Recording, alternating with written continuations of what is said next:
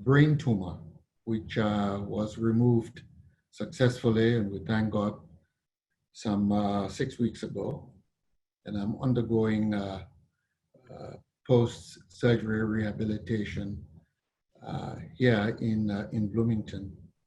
And yet it was for me an honor to let this become my first outing since the surgery, because of the wonderful things you are doing with respect to enlightening, to deepening understandings of an African crisis, which affects all of us. And so I want to thank you for the invitation, and I'm happy to be a part of this undertaking today. It's been quite a while now since the Liberian crisis was in the spotlight.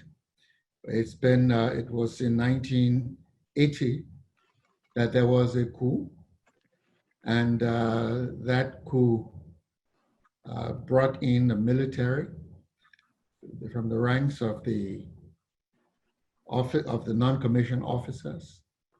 And for about 10 years, that group transformed itself into a brutal dictatorship. And that, of course, met some resistance from a number of people. First, Charles Taylor and the National Patriotic Front. And within 3 years, there were a range of groups that had been organized, each holding territory and each engaging in economic transactions, illicit trade in natural resources. But before going on with the story, let me just say that I think it is important, when we try to understand, or when we try to become actors in conflict management and prevention, or conflict in conflict resolution, our first task is to understand the conflict situation. And I think I cannot emphasize this sufficiently, because if we don't fully understand the conflict situation, we quickly assume certain kinds of approaches are going to work, and we begin to copy orthodoxies from elsewhere. But each conflict is itself unique unto itself. And they have features that you find elsewhere. But understanding the conflict situation is extremely important to avoid interventions that may not be helpful, some may even be harmful, and to ensure that you are all on the same page.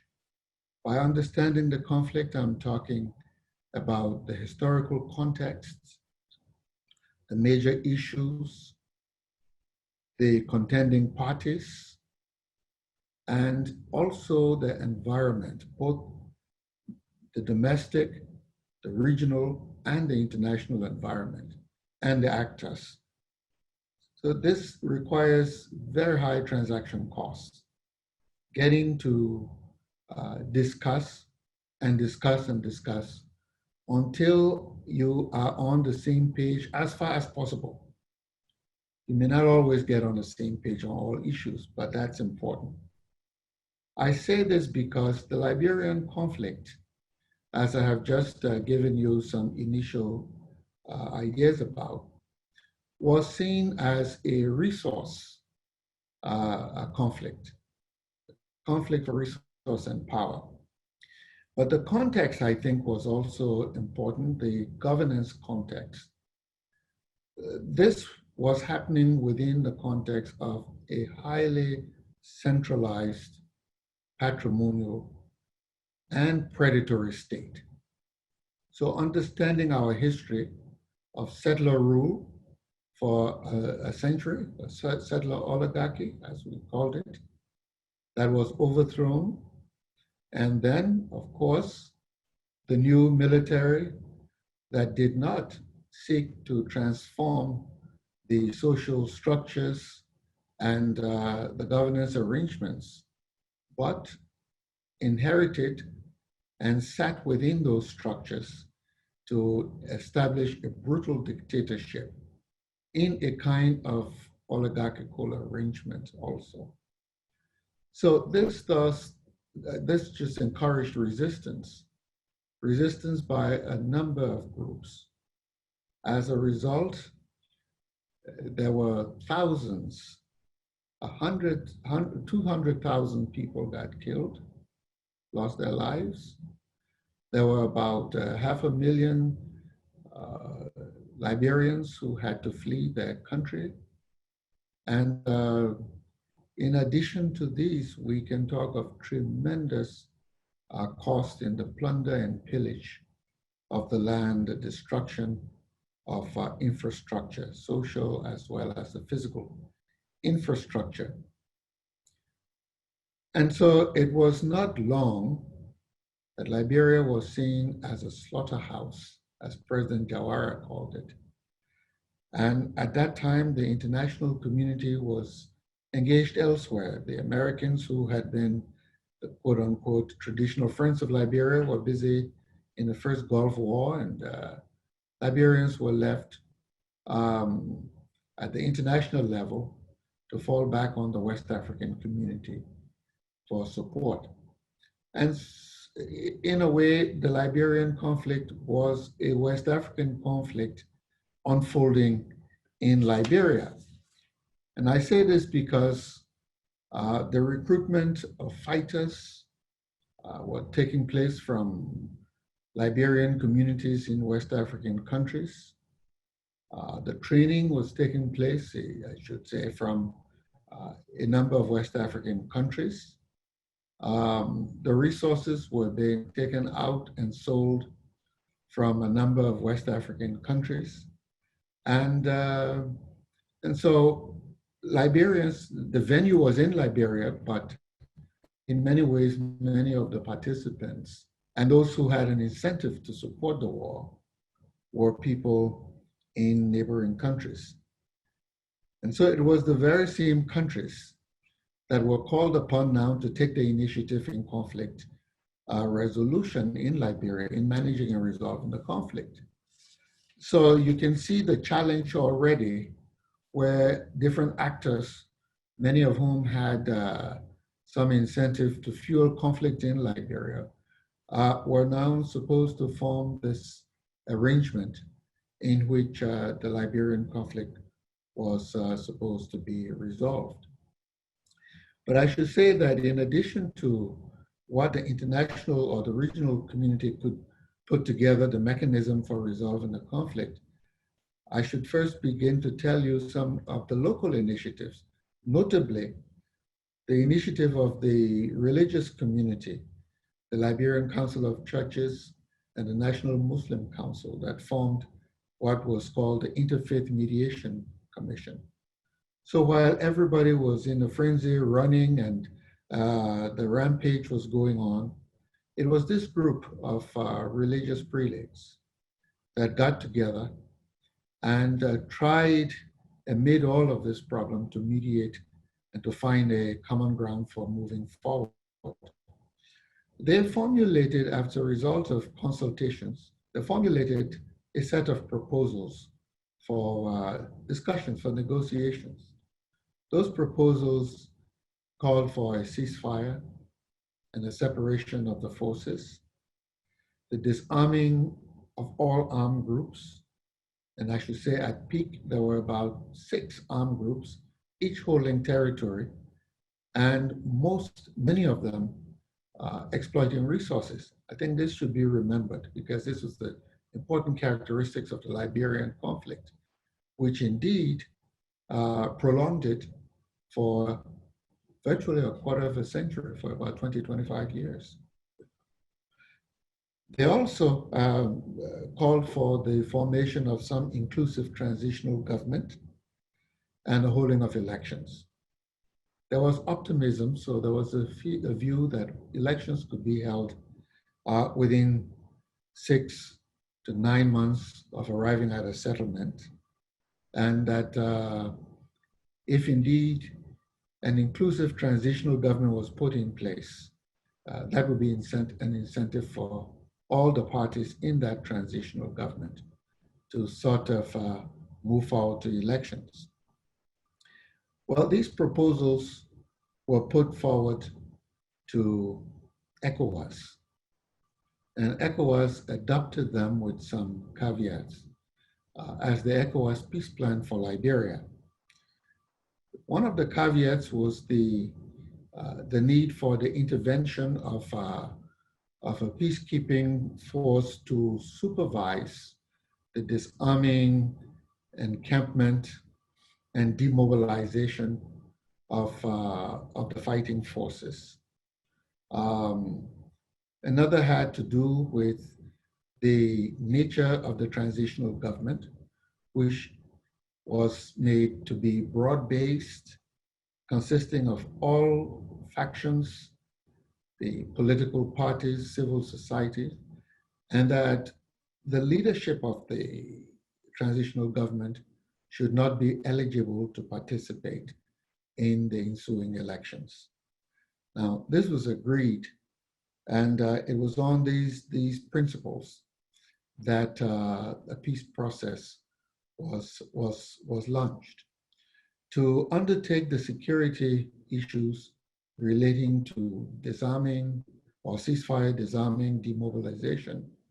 The ECOWAS monitoring force, the ECOWAS monitoring group called ECOMOG, was organized, a military force that intervened peacekeeping to separate the forces, collect the weapons, and ensure that the forces will be demobilized. The interim government was organized, and I was honored to have been selected as the president of the interim government of national unity. And the major task was to begin to prepare for elections and to do so within 6 months. All of this proved to be a little bit too ambitious. And after 6 months, we still had problems in the forces accepting to disarm, even agreeing on a ceasefire, particularly the NPFL of Mr. Charles Taylor, not accepting the transitional government, the interim government, wanting to dominate the peace process. This, of course, led to one conference after another over a period of about 7 years. I counted a total of some 15 conferences within the sub-region, about 5 of them held under the auspices of the Ivorian government, President Houphouët-Boigny at the time, a number in Nigeria, a number in Ghana, one even at President Houphouët-Boigny's residence in Geneva. This was how intensive the effort was to reach an agreement. But I think understanding the nature of the conflict can now show us why it was difficult. There were resources involved, and each of the major groups were holding down territory. They were plundering the resources of the territory. And if elections were the ultimate goal, they were all doing their strategic calculations. If at all you don't see your way clear to winning elections, there's no point in giving up the position in which you have access to resources, especially so when you have transitional governments that in which each group had representation. So there was no great incentive, and you had no penalties imposed.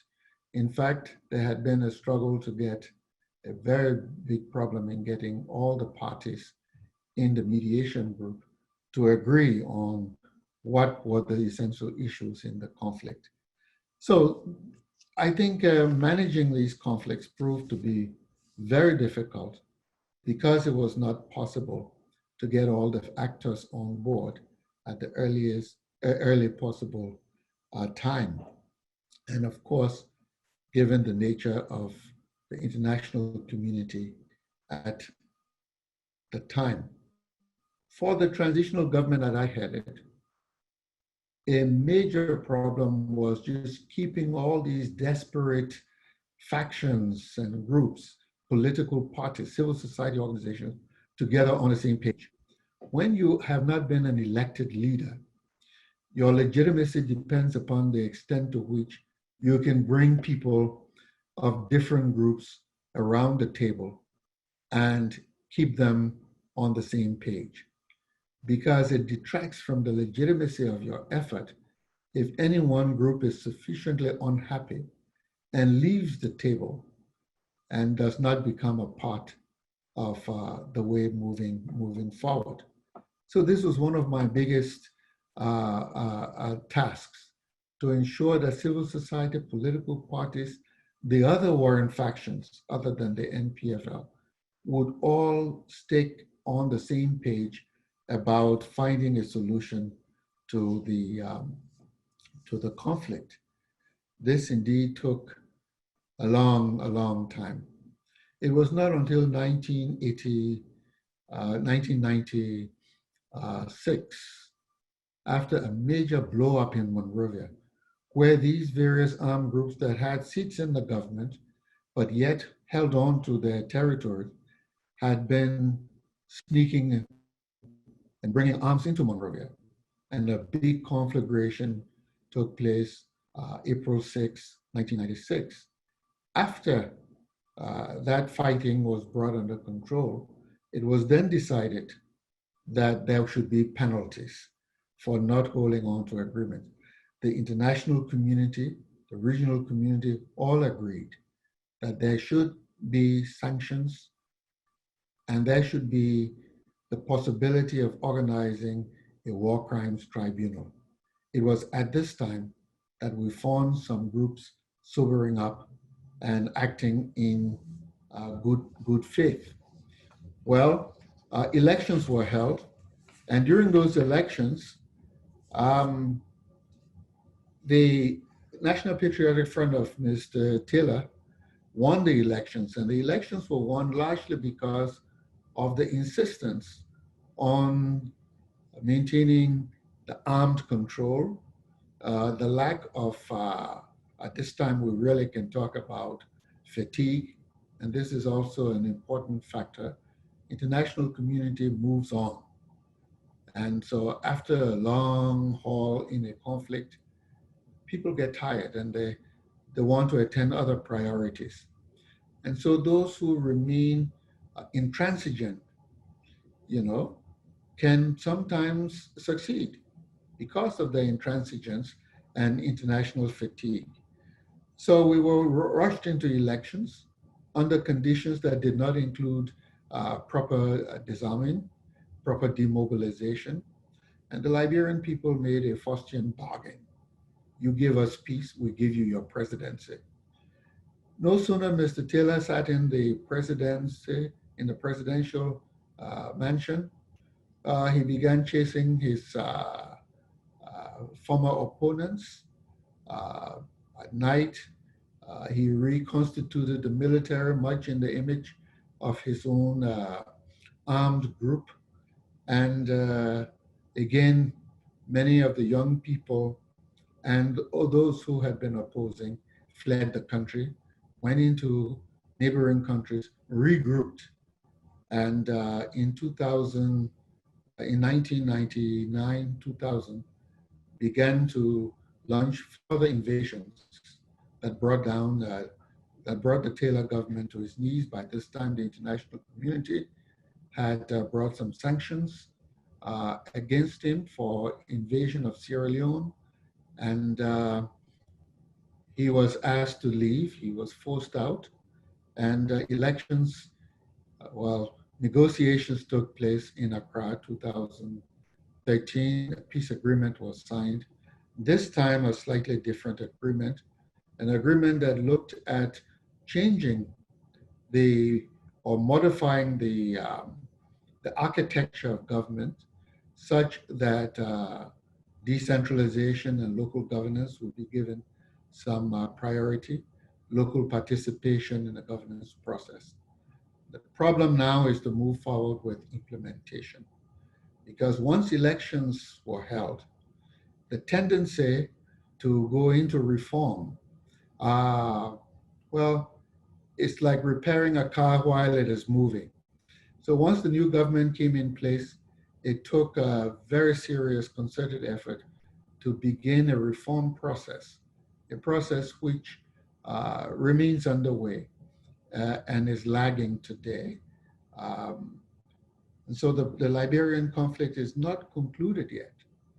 It is still in the stage of the process of reforming the institutions of governance. So I want to just give you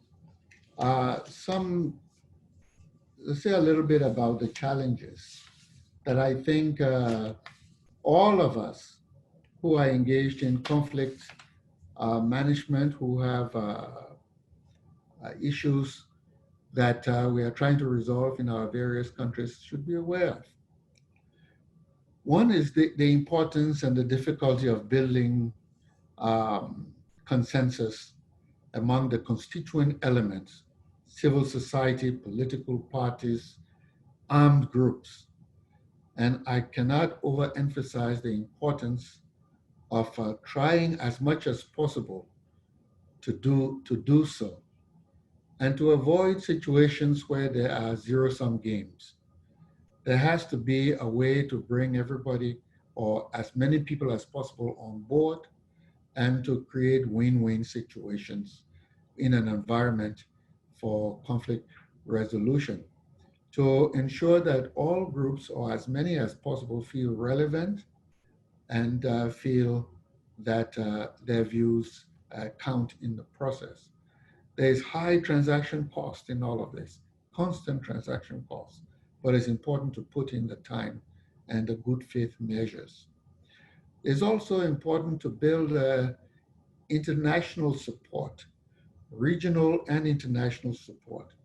That requires ensuring somehow that the regional actors or the international actors get as close to possible on a similar narrative, conflict narrative, that their understanding of what's going on is the same or as close as possible. This is very important. It's also important to build relationships between those who are trying to resolve conflicts and understand them like yourselves and local people. You know, it is the local people ultimately whose actions and whose support make a big difference in conflict resolution. They cannot be seen as spectators, and they cannot be having a different views of what is going on from what indeed the leadership and the efforts of conflict activists and conflict prevention activists, conflict resolution activists would in fact have. So again, the dialoguing back and forth, the interaction back and forth becomes very important. It is also important that the dynamics of politics within that sub-region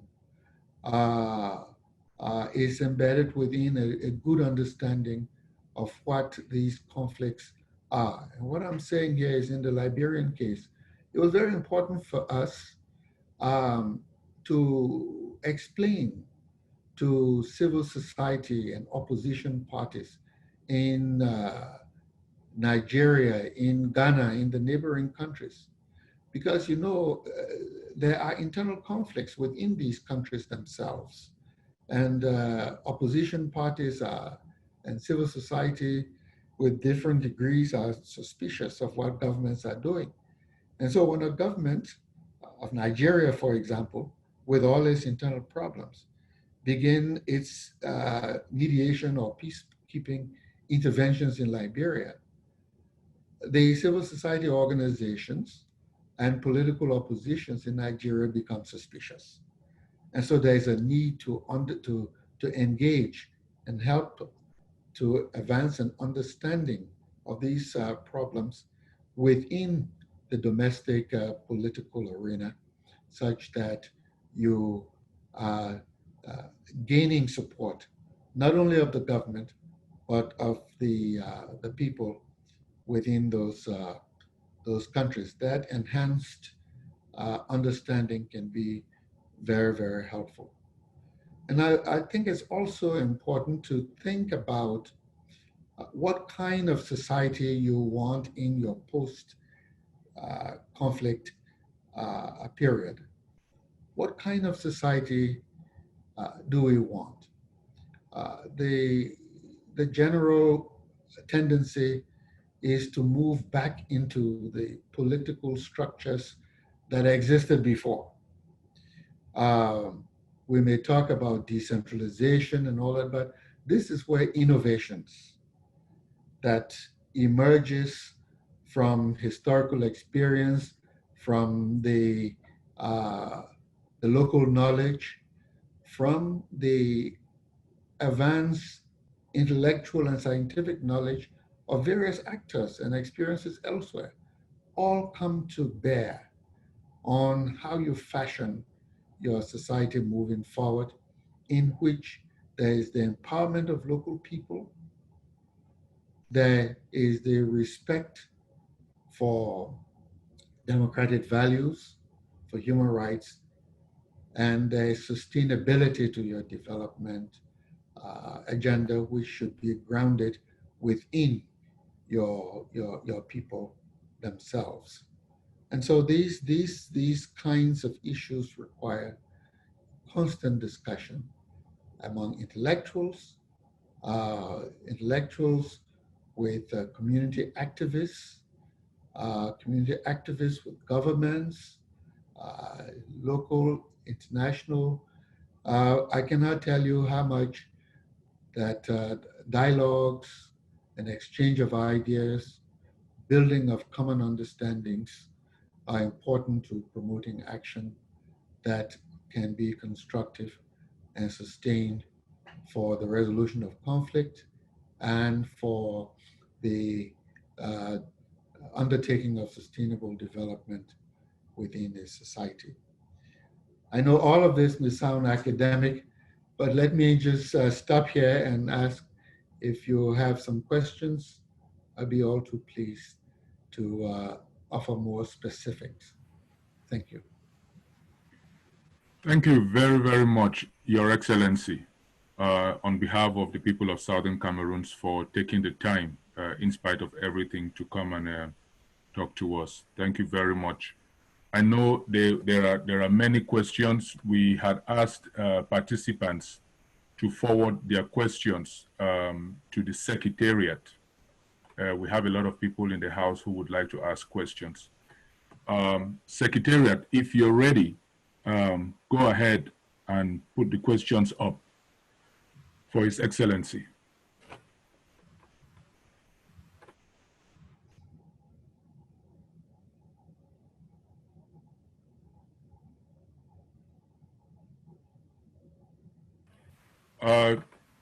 Yes.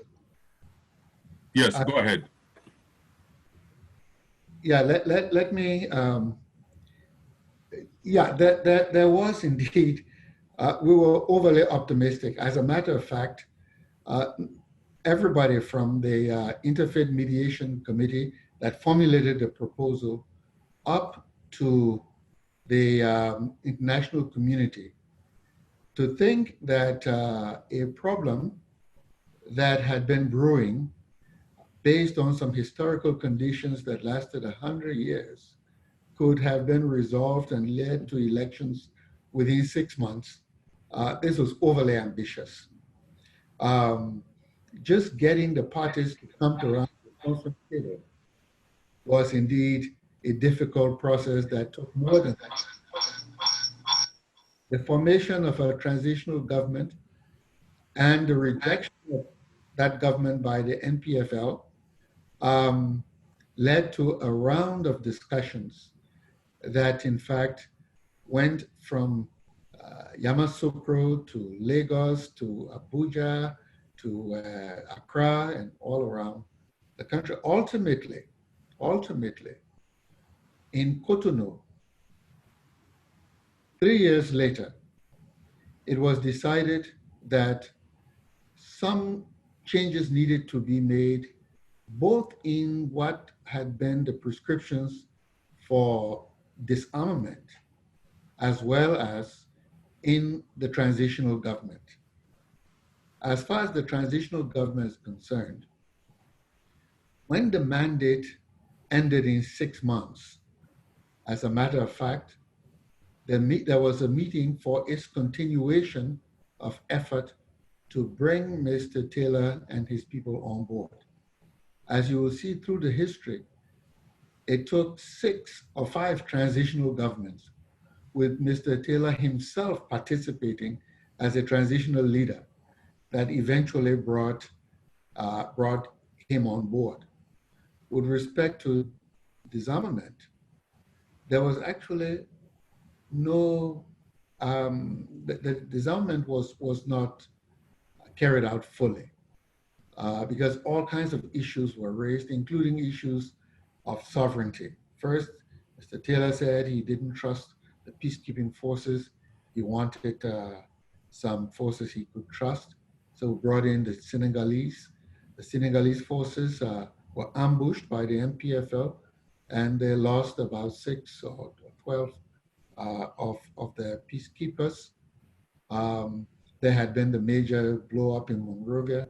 All of this, and ultimately the MPFL said that they were not going to disarm to a foreign power.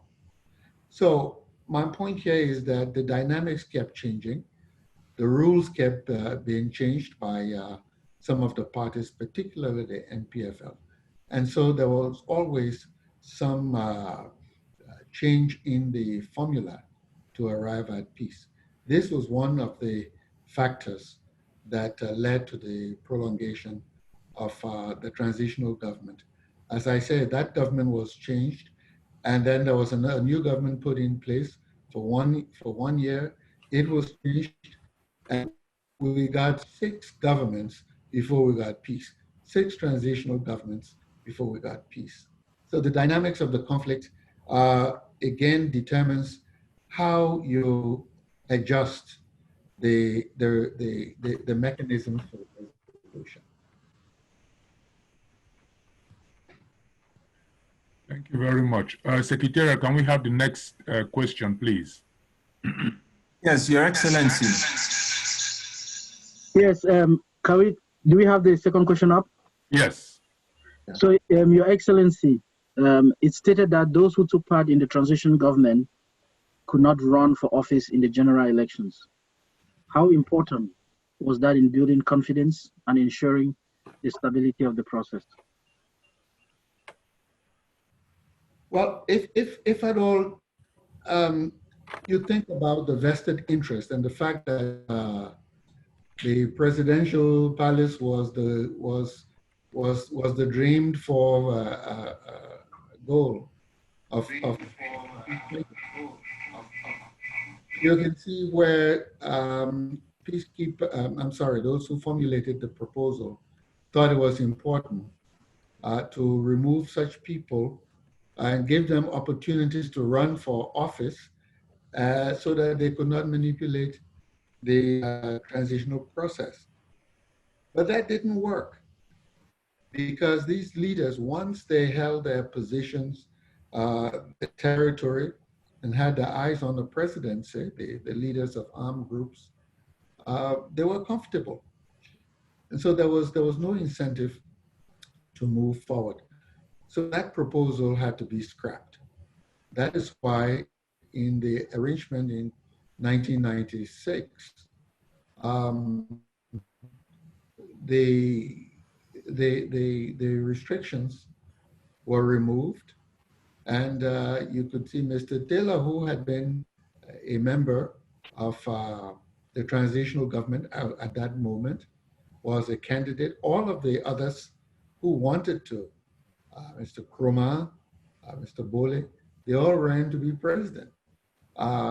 Again, the adjustment had to take place to facilitate the process. Also remember that you're talking about peacekeeping forces here that other people are paying for. Even though the United Nations was chipping in by 1996 and moving forward, there was still considerable burden on ECOWAS in bringing forward troops and putting resources to the Liberian conflict. And so people, they all wanted a solution. The international community agreed, the regional community also, that if there were need to move, since there were need to move forward, whatever adjustments that were required in the formula for peace needed to be made. As for myself, no, I never had any intention of running to be president because I knew when I was selected to be the transitional president that I could not run. And that is why those people who wanted to be president did not become head of the transitional government at that time. It was when the NPFL was insisting on being the dominant actor in the transitional government, as well as its leader running to be president. It was at that time that these formulas began to change.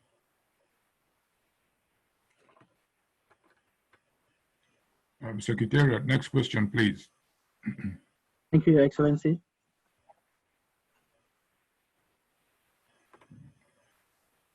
Go ahead, Francis.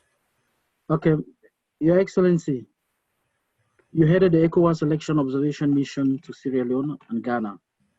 Are there any experiences you are at liberty to share with us that you could be useful to our situation? Referring here to the Southern Cameroons Ambazonia conflict.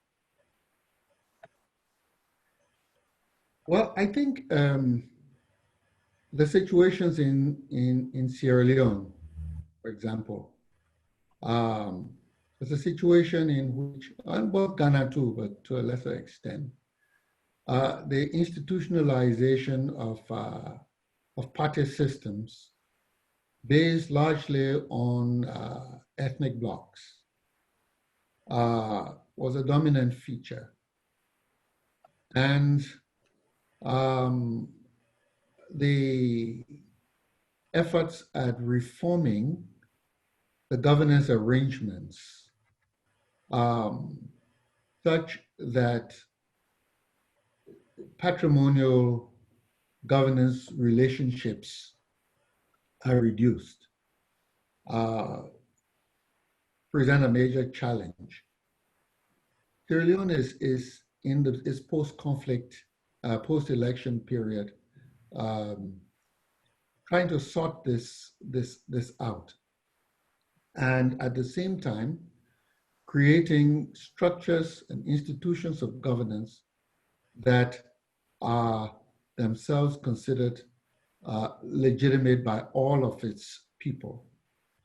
So President Bio is in an effort to deliver the goods to the people, while at the same time to convince those in the opposition that these are legitimate institutions because they operate fairly and in the interests of everybody.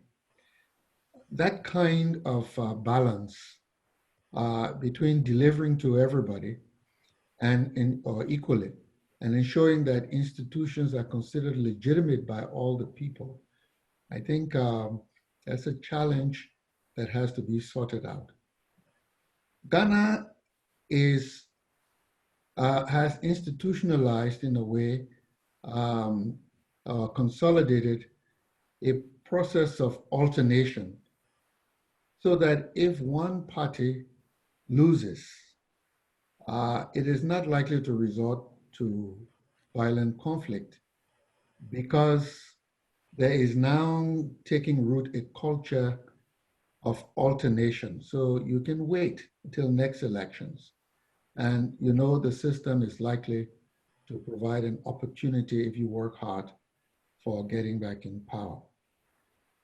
So I think as you make efforts at peace building, or conflict resolution in Cameroon, it's a question of ensuring that the people of the country see the institutions that you are trying, first of all, that they see your initiatives as being legitimate and not selfishly undertaken or undertaken in a partisan way that are exclusionary or exclusive. And that they're all a part of this effort, and that ultimately what you are aiming at is the empowerment of people such that the delivery of goods and of public goods and services are within their reach. Now, how you engage local people, how you engage the myriad of actors or constituencies become very important at this time and as you move forward. Your Excellency, we don't have this up on the slide, but one question which is one concern very important to the people of Southern Cameroons is the slight dynamic difference between the conflict in Southern Cameroons and what happened in Liberia, in the sense that, yes, we do have several armed factions.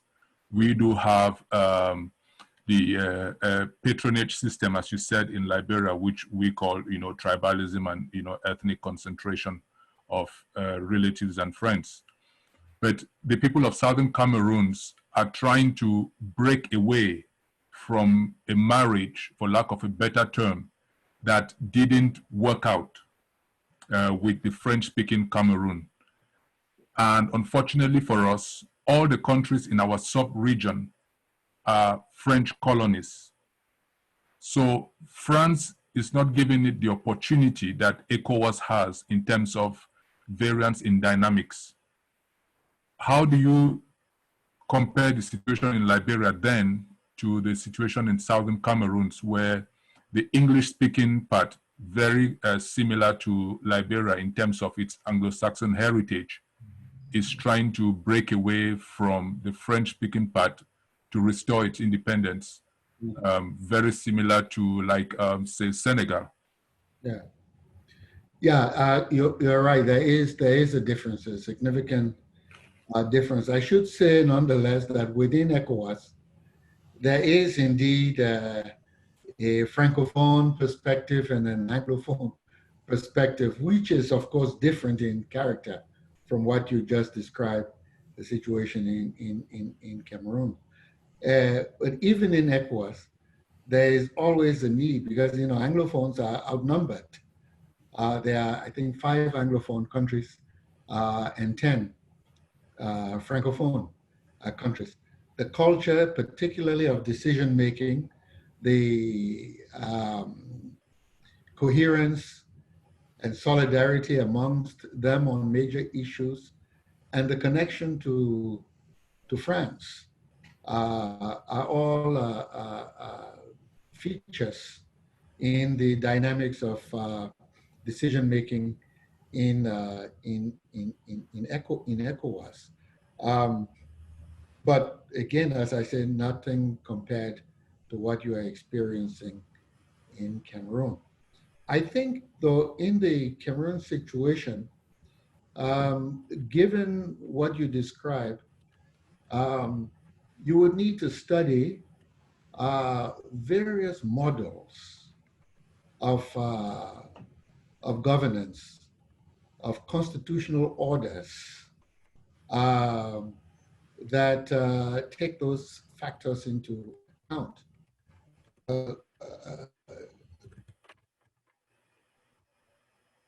Really, if you begin from a proposition of local peoples should be empowered, and you begin to think about how you build institutions of empowerment, you can think about ways that might involve safeguards in the federation. You may think about ways that may talk about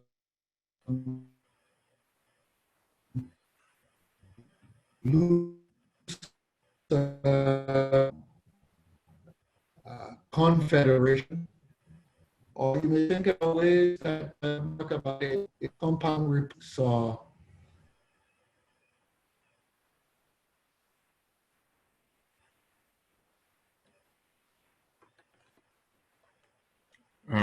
Oh boy, we're having a technical problem. Yeah, just give us a second so we can try to get His Excellency back.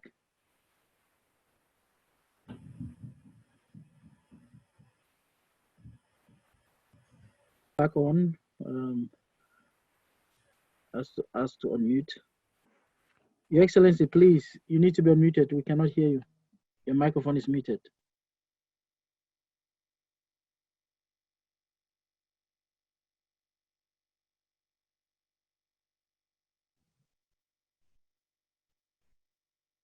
Okay. Can you hear me now? Yes, Your Excellency, yes. Sorry about that, yes. Yeah.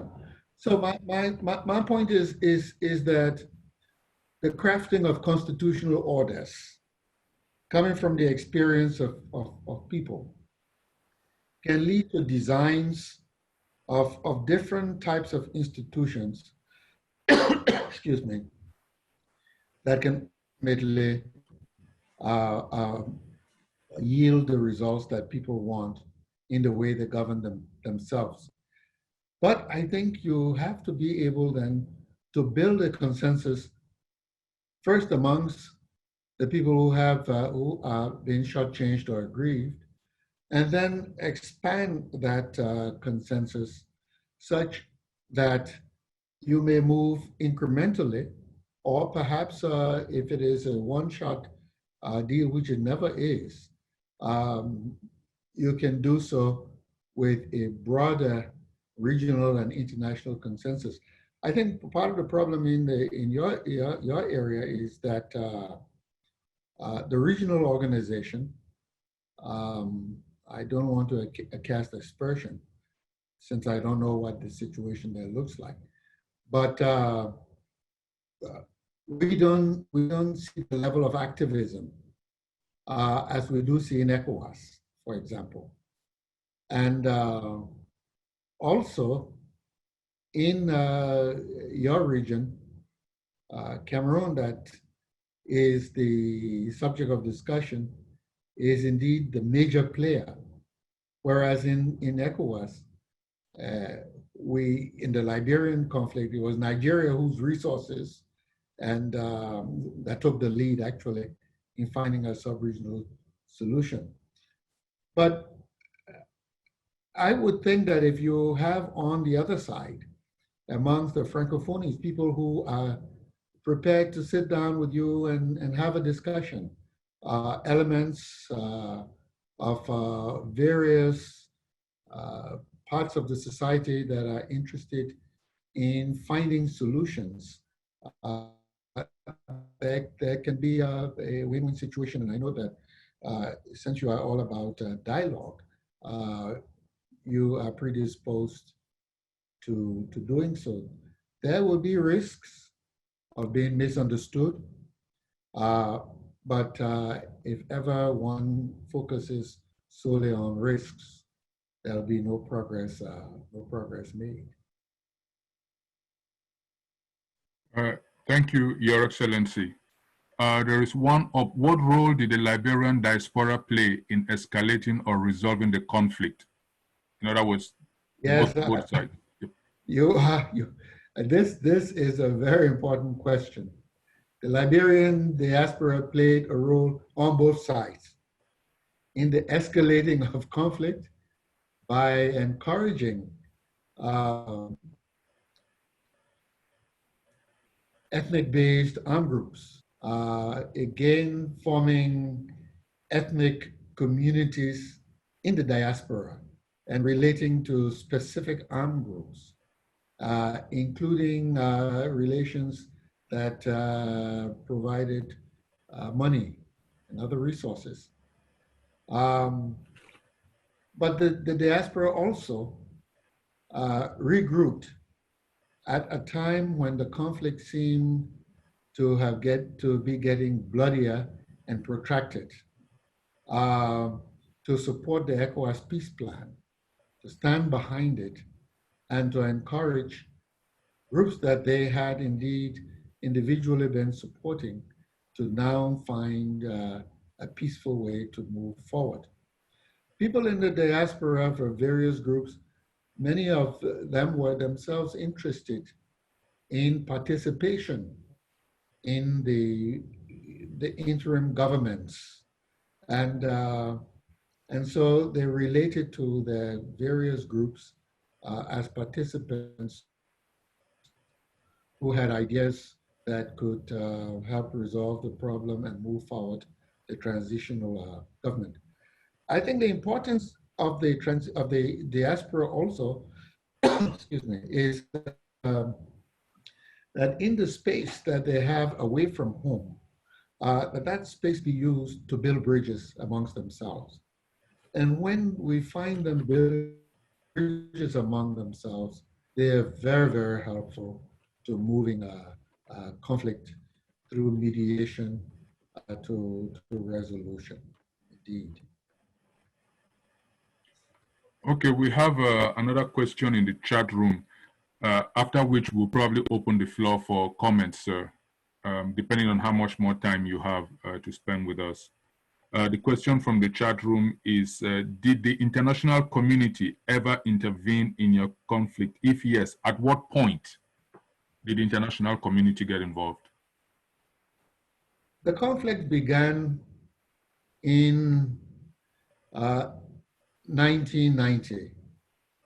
And if you recall, at the global level, the Americans were at that time involved in Iraq. There was this first Iraq war going on. And all the major international actors were at that time focused on what was going on in the Middle East. This is also a time when the Soviet Union had disintegrated, bringing an end to the bipolar international order. So what you had here was, with the Soviet Union having been dissolved a few years earlier, the Americans having no interest, therefore, in building and sustaining these relationships with countries, with client countries. Liberia did not feature much on the American agenda, or at that time when there was a global issue, as they saw it in the Middle East, to put any attention on what was happening in Liberia. This is why we had to turn to ECOWAS. And remember, ECOWAS was not, which was formed in 1975, was not meant to be an organization, a security organization for conflict management and conflict resolution. It was an economic cooperation and development organization. So it was not tooled for helping Liberia. So as the conflict went on and ECOWAS was compelled to intervene because nobody else would intervene, it had to create structures for conflict resolution as it went along with the intervention. The heads of state constituted themselves or a subcommittee that was called the Standing Mediation Committee that never really existed before. The formation of ECOMOG, the peacekeeping force that intervened only later to link up its intervention with the United Nations Security Council Chapter 7 peacekeeping and Chapter 8 peace enforcement mandate. So we were making things up as we went along in the sub-region because there was no model to follow and there was not the international support. Later on, it was around about this conflict started in 1990. It was about 1994 that the international, about 4 years later, that the international community, the UN, became truly seized of the Liberian conflict, incorporating the efforts of ECOWAS and providing a broader base of support for these initiatives. So this is how things went on. Now we see today that not only ECOWAS, but the United Nations itself has vastly improved its mechanism for peacekeeping and peace enforcement, and is in the process of raising resources to support these initiatives around the world in conflict areas. Okay, Your Excellency, let us take one more question, and we also have some guests. We'll probably open, if you have the time permitting, to make a few comments. But this question on the screen, on September 2nd, 2003, you said, I had also wished the agreement would have called for a national conference to allow a broader spectrum of Liberians to discuss the future of the country and to agree on an agenda for recovery. What is the significance of the post-war national conference, and why should the recovery not be monopolized? You know, again, as I said, starting off, that there are these, that it is important to have a good understanding of the conflict and of the dynamic processes of conflict before coming up with solutions to these problems. Because there are so many orthodoxies and so many cut and paste solutions that unless people are talking among themselves and are able to fashion processes based on their own reality, they are not likely to attend that reality adequately.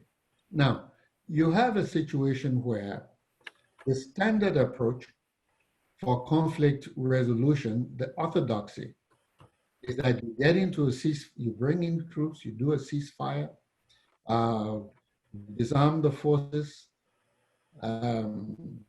you have a transitional government in place, that transitional government prepares for elections, and then you move on to an elected government. Now, my point is that it is not simply just replacing a condition of war with a new government. It is not simply just solving the immediate contention about who is to run the state. There are usually some particular issues that have to do with the nature of governance, the nature of interrelationships in a society that should be addressed. Issues of marginalization, whether it's ethnic, regional, or whatever. This is where national dialogues, national conferences, sometimes before elections, can be helpful in raising those issues and teasing out approaches to their resolution. Because once you hold elections, there's a tendency to move into partisanship. And once you get back into partisanship, it's all about politics. National reconciliation is then left in the hands of whoever has won power. You know, issues of addressing marginalization is left in the hands of whoever has won power. And then you have people going back to their political barricades to do conventional politics in sometimes unconventional settings, in situations where there are assumptions that some of these issues that cause conflict in the first place have been resolved. So that is why I believe it is always important to examine your own reality, and long before, or not long before you hold elections, you hold a national conference and you come up with agendas that all parties will be committed to before you hold elections. Not that people will not backslide, but at least there will be some kind of a national action plan in which everybody had made some inputs and had been agreed prior to the holding of elections. So that was my wish, that was my hindsight. And we continue to push this issue, even now with elected governments, and we've had 12 years, we still need to have some kind of an agenda, mutually agreed by, Liberian political parties and everybody to move forward. When people don't dialogue in this way and don't have such a platform or some framework, they put too much strain on the political process. And these political processes are, electoral processes, I'm sorry. These electoral processes are still fragile. So if we can reach agreements before we go to elections, we're better off, I think, on some of the key issues. Okay, Your Excellency, we have two more questions, if you would bear with us, just two more. Sure. They're coming in from some ladies who haven't got a lot of questions from ladies. So please, let's take these two. Absolutely. The first one is, sir, just bear with me to get it right.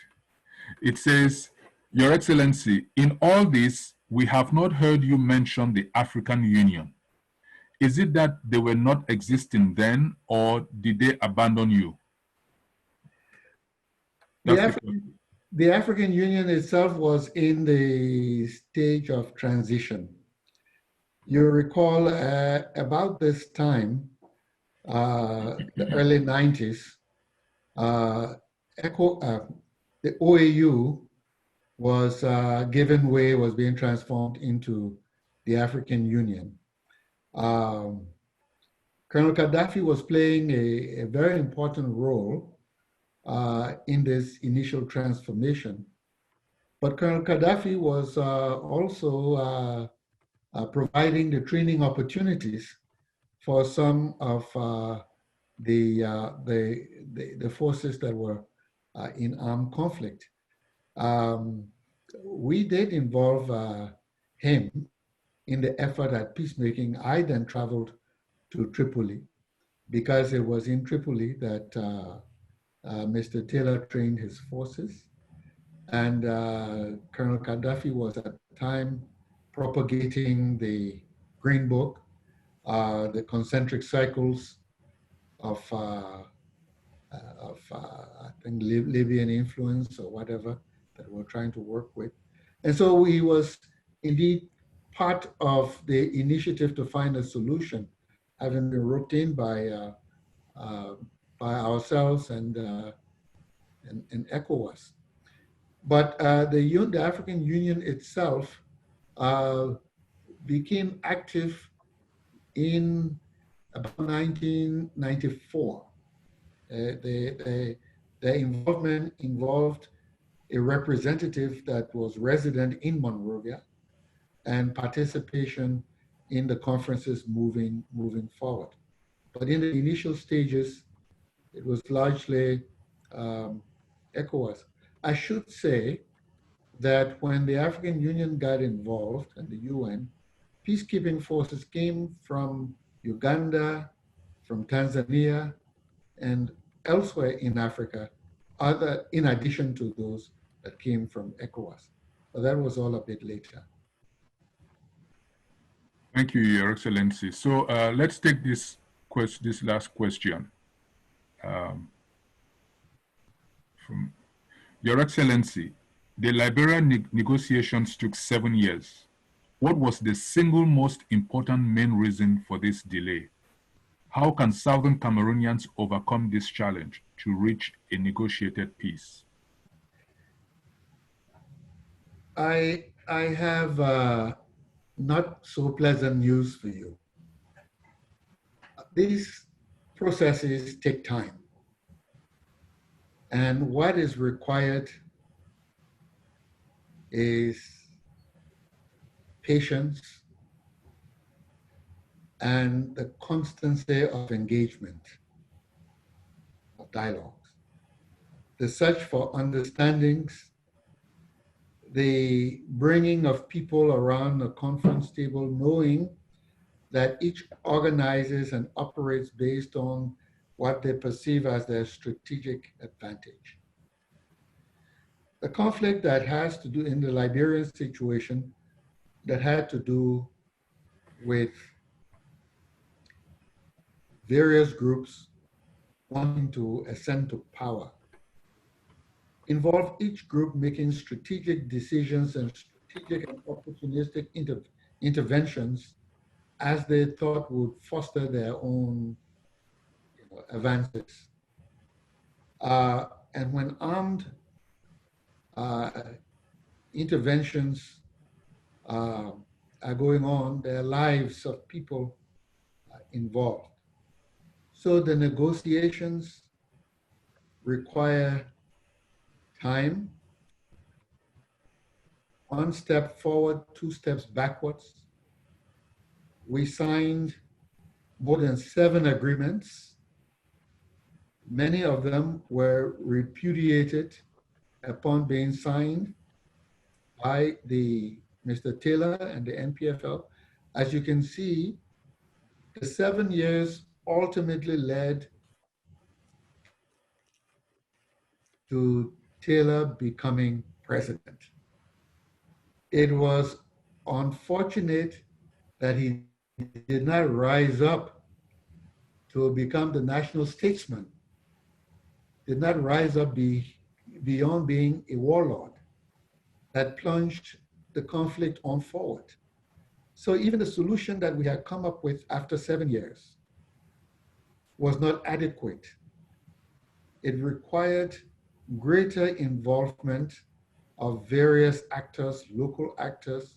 It required the imposition of sanctions that ultimately got us from 1997 to 2003 into a peace agreement, and with the constant vigilance of ECOWAS and the international community, that we are now on the way to enjoying and building upon the fruits of peace.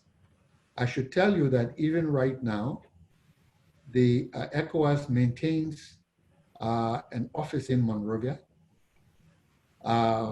where the representative of the ECOWAS Commission, the president of the ECOWAS Commission, is active in low-level mediation in conflicts between political parties and the government, where the international community maintains some kind of a listening post, where the United Nations maintain a West African office in Dakar that has a good office in Monrovia.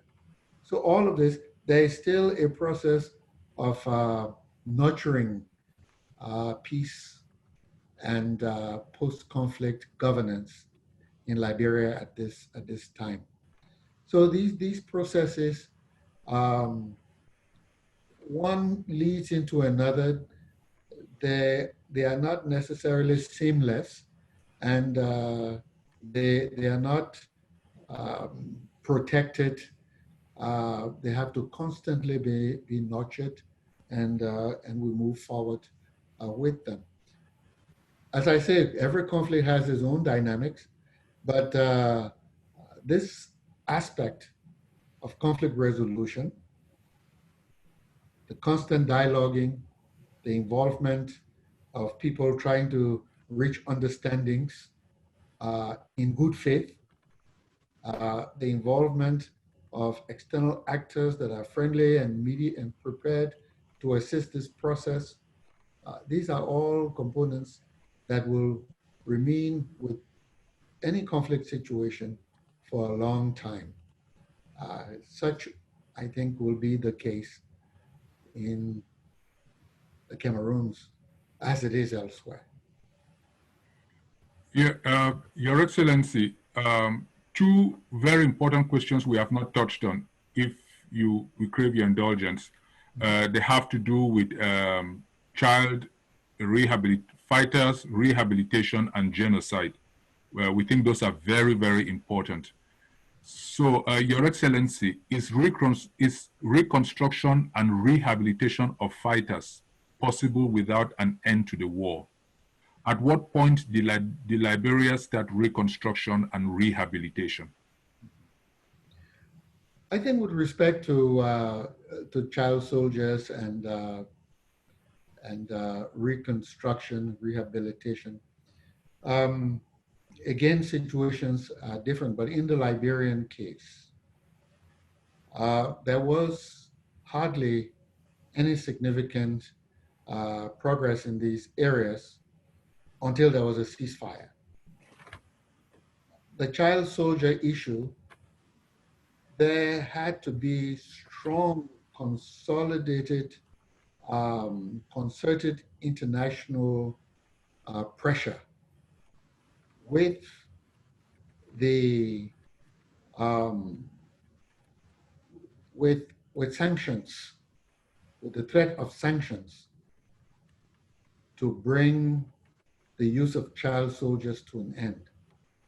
This is where the international community, organizations like UNICEF and other international agencies connected to the UN, the AU, and ECOWAS, having passed resolutions, became very, very definitive and very strong about imposing sanctions on the continued use of child soldiers. So that maybe there had been some efforts, but not until there was a peace settlement that we saw the child soldier issue being resolved, or at least mitigated very significantly, and efforts now to the rehabilitation of these children got underway. Reconstruction came in phases, the physical reconstruction, first rehabilitation. So where there had been broken bridges, going to local communities, where food security issues existed, efforts were made in a contingency manner to resolve those problems in some form of immediate post-conflict rehabilitation. But what we call reconstruction was a planned effort in how you move forward with a post-war development plan that affected your educational system beyond repairing buildings, school buildings, and putting children in classrooms. How you address your health issues with respect of rebuilding a health system based on some kinds of framework for public health and some curative remedies and all of these. So the planning of these processes with people around the table, with government officials, international partners, civil society organizations, in planning framework for the delivery of healthcare, for the reconstruction of infrastructure, ports, and all of these. These only take place, or could only take place, after an elected government was put in place. So they came much later. So the way we saw it was the immediate emergency issues that took place moving children from war zones and all of that, to rehabilitation, which was restoring some of those infrastructure that were important to move from war, and then reconstruction, which was now the responsibility of all the people, all Liberians, under the aegis of the newly elected government. Thank you, Your Excellency. Now, I promise you, Your Excellency, this is the last. Yes. Your Excellency, how can countries which have faced genocide conflicts like Liberia help in the present restoration of the independence struggle of the Southern Cameroons? I think we can do more of what we're doing now. We can share experiences. And we can then raise with you the importance from our conflict of some of the pointers that we're talking about. For example, again, the importance of the role of neighbors. Because where you've had violent conflict, people seek sanctuaries in neighboring countries where they have ethnic kinsmen, where they are able to get support in terms of ensuring safe havens, food, and medical care, and all of this. The complexities that exist within regions can either or need to be understood because they can help or hinder conflicts, resolution of conflicts. In the Liberian situation, I cannot begin to tell you the role of Côte d'Ivoire because troops had to pass through Côte d'Ivoire, relief had to pass through Côte d'Ivoire. Similarly with Guinea and with Sierra Leone. Recruitment takes place, refugees flow out, fighters flow in, all of these. So understanding and building the support of the immediate neighbors, or at least let me put it the other way, that you get from them the nature of the intervention that you want, the support, the help you want, or minimally, they do not help to exacerbate your conflict. If there is any such thing as neutrality, that you get it from them, that they are not exacerbating the conflict if they cannot help you. Understanding these dynamics and working out strategies, as to how you involve them. From Liberian experiences, in the West African sub-region, this is something that we can share with you. The larger international community, as I say, the United States, everybody knows the link between the United States and Liberia, but the United States abandoned Liberia in the throes of this conflict for the first 3 years. When Liberians, given their own mindset, were looking for American intervention, it was the Americans who said, look, what we can tell you, you are a West African people, we will help you to open corridors so you can leave this slaughterhouse and you can turn to ECOWAS, since you're West African people, so that they can take responsibility for resolving this conflict. How you navigate this type of situation with respect to getting the international community, the United States back on board, and how you work out the details regarding the relationship between the international community and the regional organization. I spent a lot of my time just working on these issues. And I should tell you that even the peacekeeping forces that we had on the ground, there were Sierra Leoneans, Guineans, Ghanaians, Gambians, Nigerians in this sub-region, and Malians. There were some times when some of the countries the smaller ones could not even pay their troops. And so it required moving around, intervention with those who could assist in the sub-region and elsewhere to put the resources such that the peacekeepers could be adequately equipped and their well-being was taken care of.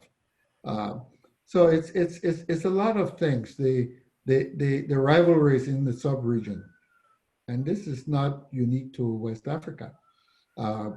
Besides the Francophone, Anglophone rivalries, you know, Nigeria, you will recall, and Cote d'Ivoire had some issues that stemmed from the Biafran War and Cote d'Ivoire's support of Biafra. So these conflicts bring out sometimes some of these suspicions and old antagonisms and rivalries. So as someone who was active in the peace process from an interim government and civil society perspective, it is for us to understand these and do what we can to resolve them so that they do not lead to a breakdown of the regional solidarity that is so important in resolving these conflicts. So I think that it is in some of these, we can bring some of these experiences to share with Southern Cameroon in its efforts. Thank you very much, Your Excellency. We know you have limited time, so we can never exhaust the questions. Some of them very good, but we thank you for, in spite of your health, and we wish you God's speedy recovery. We thank you for taking the time to address us and your willingness to share your experience with us, so we can continue these conversations with you beyond this town hall. We just want to take maybe 2 or 3 comments. Not really questions, just comments from the Southern Cameroonians and other visitors who have been listening to you. If you want to make a comment to His Excellency, please just by show of hand, and it would be limited to 2 minutes. Your Excellency, we would give the priority to those on ground zero, what we call ground zero, those in Southern Cameroons who are listening to us, because they are right now in the crosshairs of flying bullets. So if there is anybody on ground zero who wants to make a comment for 2 minutes, you're welcome. Ground zero. Anybody on ground zero? Okay, Your Excellency, it looks like we have nobody from ground zero. So Mr. Gideon Anu, you have 2 minutes. Just comments, please. Unmute yourself.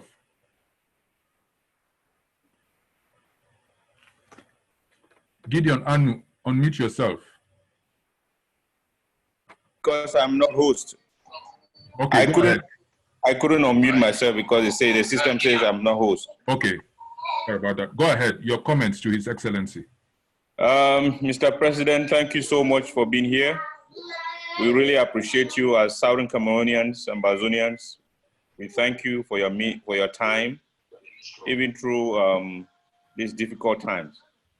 My question or like a comment to you is like, what do you really think is the issue or the problem with the African Union? That what is the issue that African Union is so docile? It's so ineffective. Even while we have millions of Africans dying every day without them doing something to address the situation in Africa. They always go after things that do not really matter for the African people. Thank you. Thank you. Your Excellency, that was more of a question than a comment, but if you would like to answer it, that's fine. Sure. The African Union, I think, has some problems that it has to overcome. First, there is heavy reliance on support from the broader international community, particularly the European Union, the individual countries of Europe, the United States, despite the resource base that should be from African countries themselves. We do not support our organizations. We are running to the Chinese. We are running to the European Union. And so there is a limit to what you can do if on every issue you have to go raise money from outside the continent. The commitment to the African Union through the payment of levies is very low. And so we of various African countries have to bring pressure on our governments so that they can support, they can pay up their dues. They go and they pass resolutions. When they pass a resolution, they should also indicate a budget or say what contribution they will make to the implementation of that resolution, and not leave it to the Secretariat to go out, bowl in hand, from capital to capital of Europe or China to look for the money to pay for these things. Excuse me. That I think is the biggest problem. Bigger than the second problem, which I think, well, as indeed, as I say, who pays the piper calls the tune. So if you're not paying for, your own organization's activities, then those who are paying are putting in conditions. They are giving you roadmaps. They are setting benchmarks. And then, of course, what it means, they are controlling your organization. So the provision of support is very, very important. Next to that, I think there is indeed a need to ensure in the selection of functionaries. While we are talking about representation, we have to increase in the selection criteria the question of competence and performance. One just doesn't become or should not become, head of a commission or a director of a section simply because you have a system of rotation or you are nominated by the government. There's a need for strengthening the professionalism, the merit system in the structure, the infrastructure, the administrative, the delivery structure of our organization. And we should encourage, again, that should be done in the various countries of our continent. We should also, I think, encourage civil society in these organizations to take a deeper interest in what we are doing within the African Union. Perhaps there should be clubs and organizations in schools, in civil societies that are asking governments, what role are you playing? What did you do on this issue? What is the government's position on that issue? Such that we raise the accountability, the flow of knowledge, and the resource base of our organization. I think we have to, that's a very good question. We have to pay more attention to our African Union. I spent 3 years or more working in the African peer review a mechanism. First as a consultant and expert, and then as one of the panelists of the panel of eminent persons, and for a period as chair of the panel. And I know that there were about 30 countries that signed up, knowing what the responsibilities were. But up until the time I left, of the 30 odd countries, only 17 had actually begun to implement what they had signed up for. And of those, even fewer were paying their dues regularly. So, you know, again, we want to encourage civil society organizations. These institutions are mechanisms to help us. So if we let them go dormant and we let them, we don't get involved in them as, you know, African peoples, we then shortchange ourselves.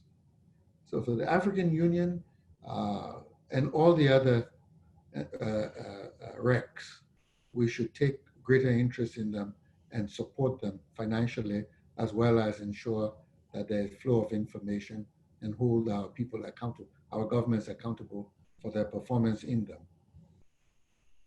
Thank you, Your Excellency.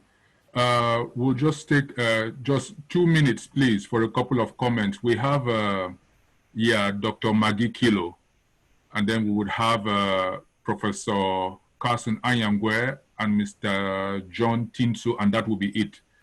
2 minutes, please, not questions, just comments. Yeah, Dr. Maggie Kilo, you have the floor. I hope you can hear me. Yes, we can hear you. Right, thank you very much. Yes. Are you in a position to turn on your camera or not? Camera. I can't even see myself on the screen. So okay, go ahead. Go ahead. His Excellency can hear you. Hello, Maggie. Hi, Dr. Sawyer. It's so good to see you. And first of all, let me wish you speedy recovery. And it's so, so good to hear you, to see you. I wish to thank you for taking the time to talk to my compatriots and myself today. We've really appreciated your presentation. I thought to make just a few comments, raise maybe 3 issues. The fact that the central region, the Central African region, unlike the ECOWAS region, is exceedingly weak. It's really comprised of very fragile Francophone states. And the role of France as an external colonial partner is not very encouraging. I mean, you've heard in several fora people really decrying the role of France in Africa today, and complaining seriously, not just at the economic level, but also the political involvement in France, of France in Africa, and especially in the Central African region, where the countries are so fragile. There is none that can play the role that Nigeria or Ghana or Cote d'Ivoire actually played in the Liberian crisis. We don't have that kind of strong country in the ECAS region. So that is a handicap already for us. The fact that we have this strong external partner that is not helping the countries at all move forward or really get out of colonialism. And also the fact that the Central region countries are exceedingly weak, and none of them can play the kind of role that the West African partners like Nigeria, Ghana, and Cote d'Ivoire played in the Liberian crisis. So that's my first point. My second point is also that the social media is not helping the Southern Cameroon's case, because we have an exaggeration of the internal wrangling among Southern Cameroonians in the social media, pardon me, that actually makes the problems that we have internally seem worse than they really are.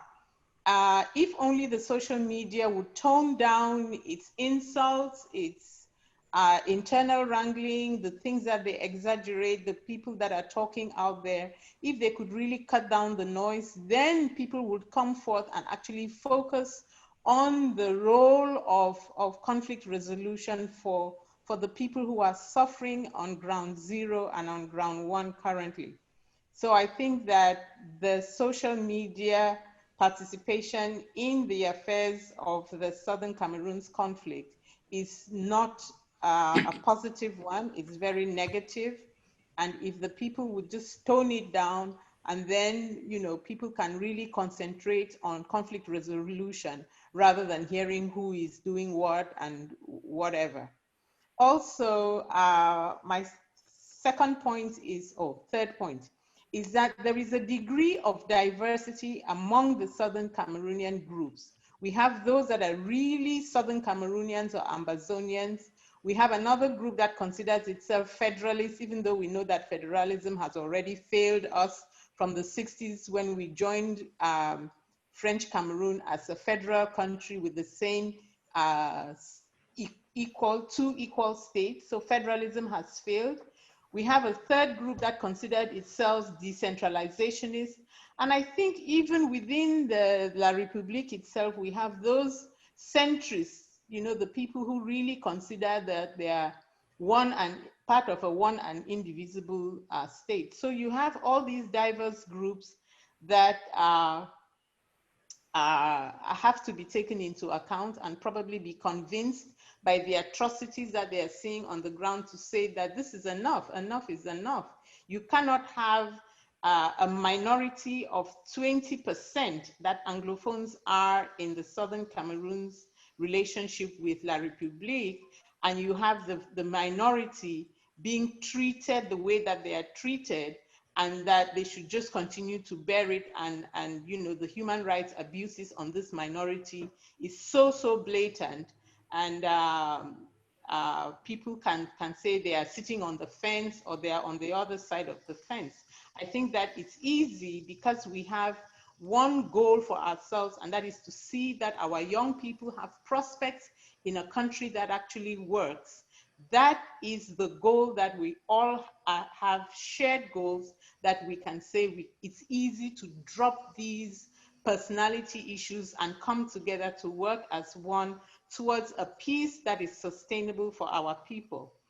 I also can talk about the nostalgia when I hear our older people who lived in Southern Cameroons or West Cameroon, a state that was actually efficient and functioning and progressive.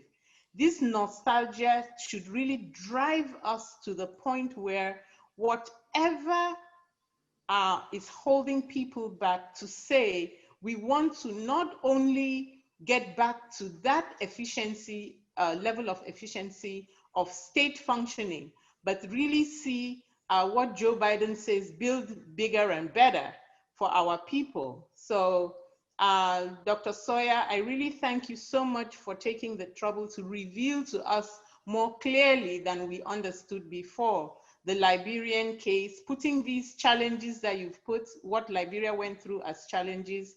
And I see there are like 6 of these challenges that we as Southern Cameroonians can really take up, but there are other differences that we have with the Liberia situation that I think that we can work on as a people for a common goal and get to the place where we want to be. But I'm still calling on you to, as an eminent person in the ECOWAS system, to really be our lobby, our voice among your ECOWAS countries, to see that maybe one day we can return to be a country in West Africa as we were before. Thank you so much for the opportunity. Yeah, thank you. Thank you. Mr. Chair, may I just say? Yes, Your Excellency, by all means. First, I must say to you all, at Dr. Kilo's embarrassment, I know that she has been one of the most persistent, one of the strongest supporters of Liberia through the conflict, and even more so in the post-conflict reconstruction, when she served with the ADB, first as the country representative in Sierra Leone. That was before a Liberian ADB's office was established. She was taking the Liberian cause and mobilizing resources and having that cause projected on the international, the African as well as the international landscape. Then she became the country director, opened the Liberian office, and there is where she was really immersed in the efforts to find resources for the reconstruction of post-conflict Liberia.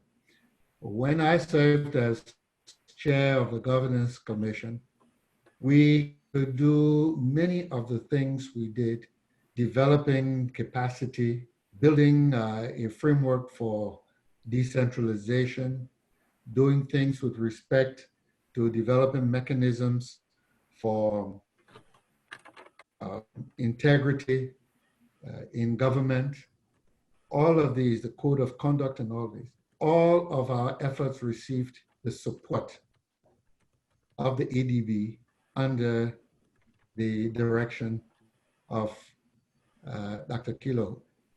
But she herself, beyond all of this, her involvement was not only at this professional level. She would sit down and exchange ideas, you know, as one African to another. And we already have been drawing from her wealth of experience and the passion that she brought to helping us. So Maggie, let me thank you again.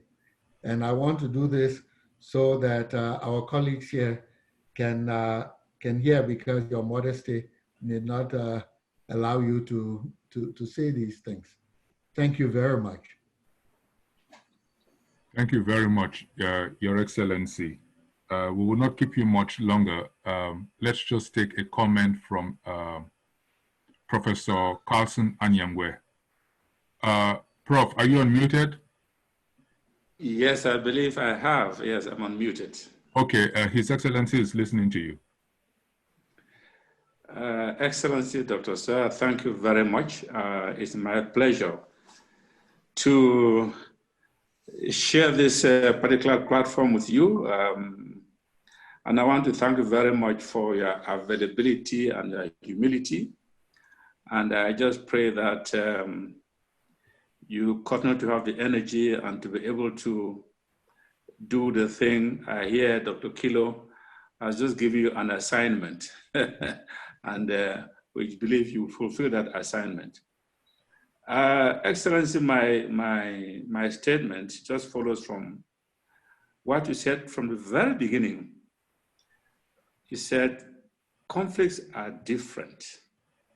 And the first thing to do is understanding what you describe as the conflict situation. The Liberian situation, of course, was an intra-state conflict. But we do not frame the ongoing war that was launched by French Cameroon against the people of the southern Cameroons as an intra-state conflict. For us, it is an interstate conflict. Now, just to explain why in just 1 or 2 minutes. This conflict is, first of all, it's a conflict about claim to territory. Mm-hmm. And secondly, it is a conflict involving gross and a consistent pattern of reliably attested human rights abuses.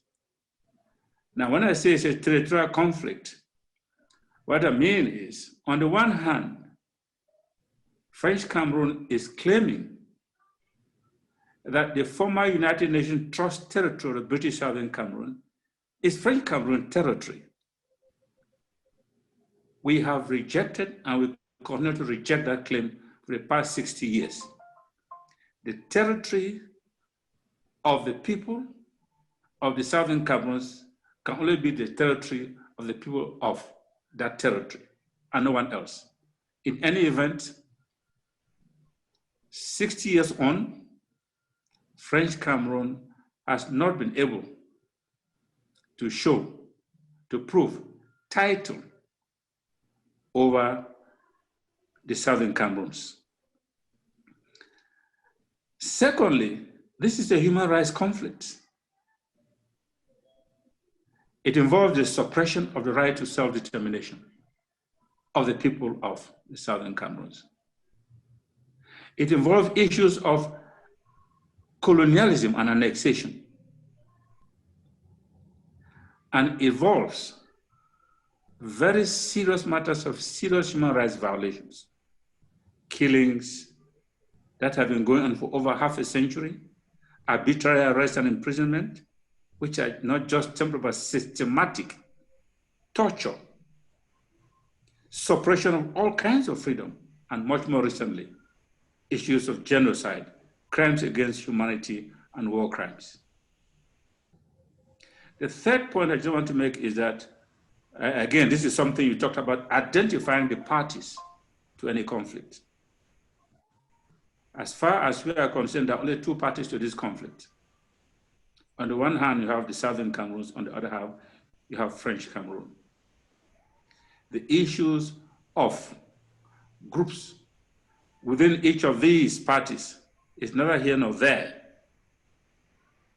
There's no way we can possibly eliminate groups in any dynamic situation like this one.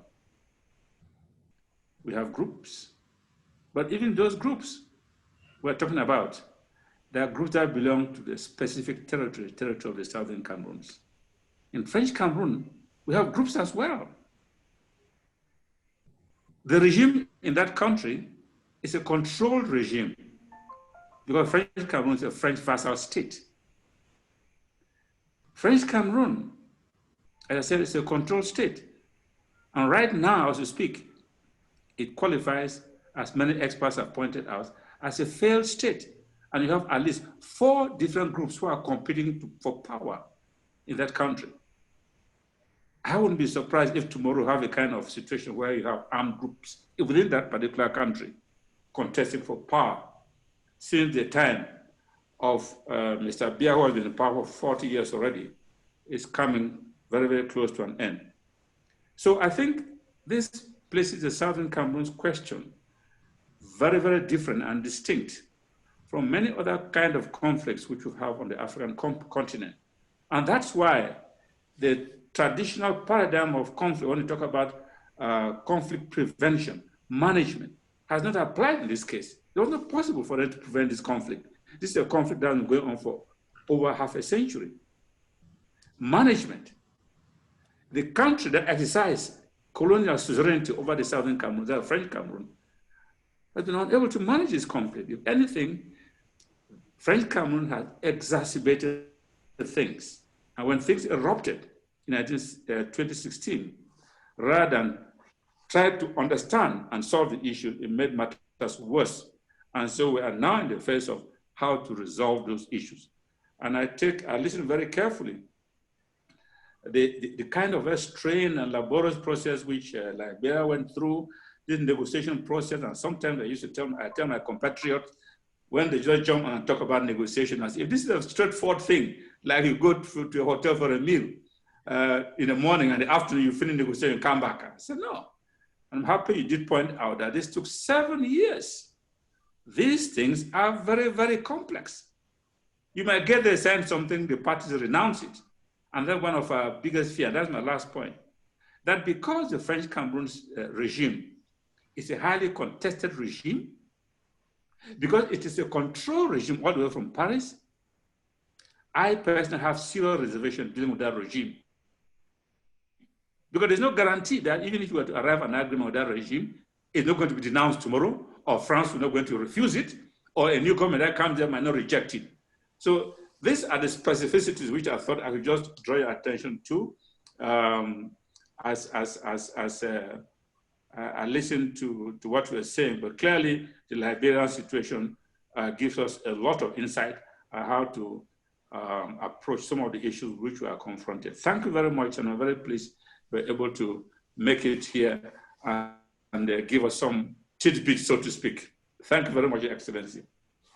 Thank you, sir. Your Excellency, did you have any comments on Professor Carlson Anyangwe's remarks? Just briefly to say, first, to cycle back to what Dr. Kilo had said, particularly with respect to understanding diversity, not only in terms of ethnicity and social complexities, but particularly with respect to diversity of political perspectives, and again, particularly with respect to what kinds of outcomes various groups of people would like to see. And this is where there's a significant challenge in discussing all of these and seeing how indeed you either reach some understandings through further education and enlightenment, or you crystallize the various viewpoints and see how you develop strategies amongst those who are of similar views. Sometimes we tend to believe that we're all on the same page and we all come from the same region, and therefore we stand together. And then as the going gets difficult, as the issues become clearer, or interventions become more confusing from various actors, external as well as internal, and inducements begin to flow back and forth, you begin to get obstacles that really now create problems for you. So while there's the debate, the enlightenment, while it is costly in terms of time, it is very important that you undertake this kind of discussion with respect to understanding where each group or individuals are coming from, how they perceive the way forward, and how this can help you to shape the way forward for the challenges that you face. On the second speaker, Doctor, I think I cannot add very much but to say that at the base of all of this, which in fact I think you said in very clearly, is the question of what I have called in the Liberian situation, as well as in general about the way forward for African development. At the base of all of this is local self-determination. That is, people must have, you refer to the human rights issues. People must have they must have ownership of their own destiny, of putting together how they want to move forward. And I think if there's a regime that imposes this on them from outside their own ranks, from whether from Europe or from Yaoundé, I think this can become problematic. So what you're talking about is indeed how local communities develop horizontal relationships and how they develop, the capacity and the space and are allowed to move forward through self-determination, building communities of understanding and communities of cooperation as they move forward. And there has to be ways in which human artisanship can devise methods to do this. And those who believe that they can hold this back, through imperialistic or otherwise, other measures, I think we should find ways in which they can be addressed so that we are able to unleash the human potentials in the societies. This, when the Liberian problem was reaching a stage that there was sub-regional dimensions, when the forces of NPFL invaded Sierra Leone, for example, and the Americans did not want involvement, we began to go to the British. Of course, again, I'm making no comparison with the French attitude in southern Cameroons, but we had to go to the British and discuss with the British when the issues having to do with blood diamonds and the United Nations got involved, and President Campari was put in the spotlight. We took advantage of that opportunity to find friendly countries that had some influence on President Campari and go and say, look, you don't want this kind of stigma that you are party to, transactions, illicit transactions in diamonds and resources and all of this. And, if we go through the dynamics of how we were able to make some breakthroughs, it did involve finding ways to get to those who at the international level were doing things that were unsavory. The president of France, his son, Mitterrand's son, was a big businessman in the logging and the diamond business that involved some Liberian and Sierra Leonean diamonds.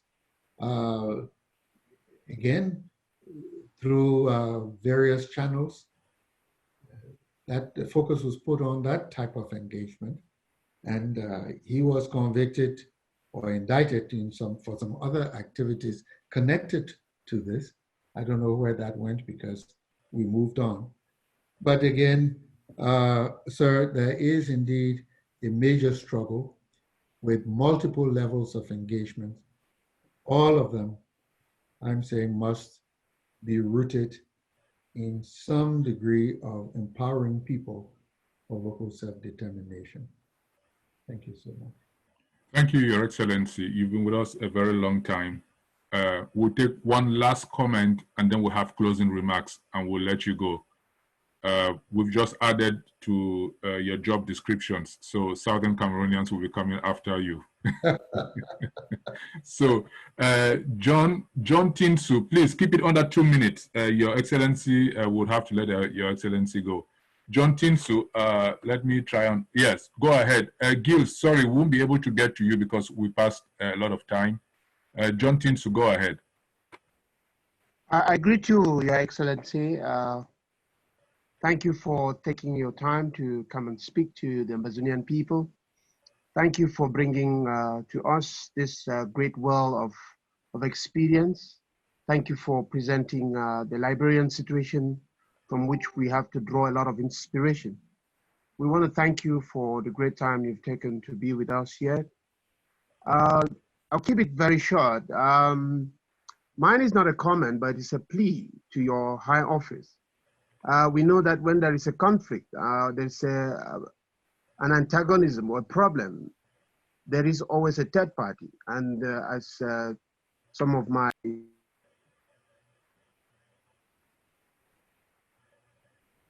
sorry about that. Some of my comrades have already made it understood that France is a big issue here. So Your Excellency, we, the Amazonian people, will want to beg your office that you unite the former heads of states of Africa. This is a great great task with the Amazonian people. The fact that you are here is that you're a friend to the Amazonian people, and we appreciate that. And we want to crave your high office, that you pledge your office to create a lobby in Africa for the former African heads of states who can create a lobby and work things out for us, so that we can end this mayhem that is being perpetrated on our people on a daily basis. It's so disturbing and so painful. So, Your Excellency, thank you so much again for taking your time off to come and talk to the Amazonian people. God bless you, and God keep you, and stay blessed, stay connected. We are with you, we are together. Thank you so much. Thank you, sir. Thank you. Thank very you. Thank you. Dr. Foster, are you there with the closing remarks? And then Your Excellency will have the last word. Thank you, Mr. Moderator, for this opportunity. Your Excellency, Dr. Sawyer, we, the people of Southern Cameroons, are very humbled and delighted to have you spend the last couple of hours with us. Today, you discussed the Liberian situation and linked it to the context of the Southern Cameroons. Today, you highlighted the plight of Africa, be it Liberia, be it Southern Cameroons, under the influence of ongoing imperialism and colonialism. Today, we once more learn that Africa is a failed continent because of its ongoing fragile state. Today, you reminded us that if we as a people could have a firm civil society, then the African Union could start working for the people of Africa. Today, you remind us that we have to come together if we want a better future for our children and our children's children. As we gather and listen to you, Your Excellency, we are reminded of the long journey traveled by us Africans. And we are placed in a position to make the future better. The question I ask our audience is, are you willing to come together so that these words of wisdom and from experience imparted on us by His Excellency will be the uniting block we need to make Africa a better continent for our children and our children's children. Your children, Africa, are languishing in the wilderness, and we need all of us to come together with great champions like Your Excellency, Dr. Sawyer, and those who came on this platform before you, including Professor Lumumba, Dr. Arikana, Dr. Yakilo, in discussing the message of Africa to Africans for Africa. May people like you continue to shine and be the light that enlightens us, the children of Africa, to come together so that just one day, the future of Africa can be bright. Thank you once more for spending the last couple of hours on enlightening us, the children of Africa in general, and of Southern Cameroons in particular. Thank you so much. Thank you, Dr. Foster, for those closing remarks. Your Excellency, you would have the last word. Well, what can I say but to thank you, and thank you profusely for inviting me. I am very happy that I had an opportunity to engage in this exchange with you. I want to just start with a closing word that any endeavor requires that you give it your best effort and that you stay with it. These efforts for change can take time. There are no quick fixes. Building consensus and moving your processes forward in ways that recognize that they are not linear. You will make progress, you'll experience setbacks, but you'll have to remain dedicated to the processes of change that you want to see in your country. I want to again say thank you, and whatever I can do to fulfill the kinds of